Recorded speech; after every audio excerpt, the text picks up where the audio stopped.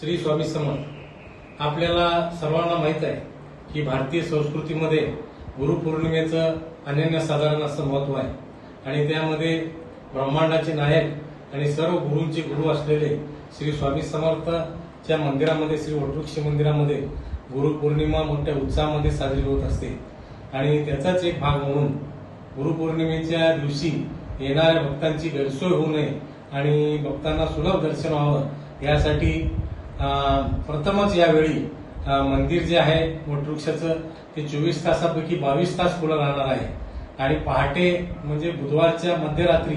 आणि गुरुवारच्या पहाटे 2 वाजता हे मंदिर दर्शनासाठी खुलं करण्यात येणार असून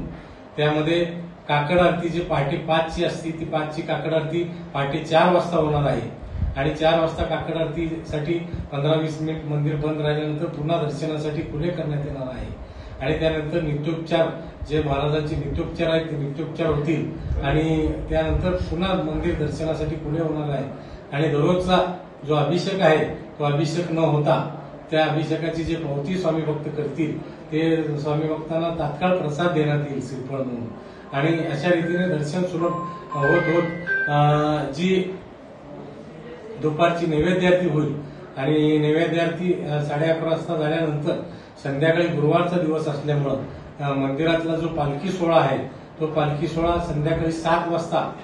वाजता शेजारती आणि पालखी सोहळा होईल। साधारणतः ती 7 ते 8, 8:15 पर्यंत ती पालखी सोहळा उरकला जाईल आणि त्यानंतर पुन्हा दर्शनासाठी मंदिर खुले करण्यात येईल आणि साधारणतः 12 वाजेपर्यंत म्हणजे गुरुपौर्णिमा संपोस्तोपर्यंत हे दर्शन स्वामी भक्तांचं राहील। त्यासाठी विश्वस्त समिती असेल, सेवकरी वर्ग असेल यांचं सर्वांचं मोलाचं सहकार्य लागणार आहे। पुजारी मंडळ असेल, पुजारी जे आहेत मुख्य पुजारी त्यांचं देखील सहकार्य लाभणार आहे आणि त्याच रीतीने भव्य असा शामियाना, कारण पावसाचे दिवस असल्यामुळं पत्र्याचं शेड उभा करण्यात आलेलं आहे। चप्पल स्टँडची 2 ठिकाणी निर्मिती करण्यात आलेली आहे। ठिकठिकाणी पाण्याची सोय करण्यात आलेली आहे। जाण्यासाठी एक मार्ग करण्यात आलेला आहे, येण्यासाठी एक मार्ग करण्यात आलेला आहे आणि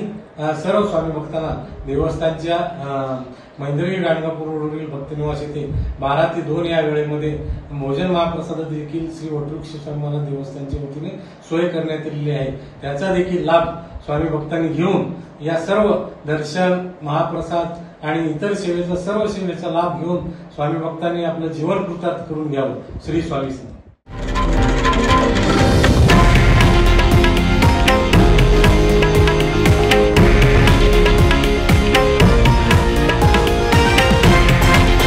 हे आहे देशातील नंबर 1 न्यूज नेटवर्क आणि आपण पाहत आहात TV9 मराठी,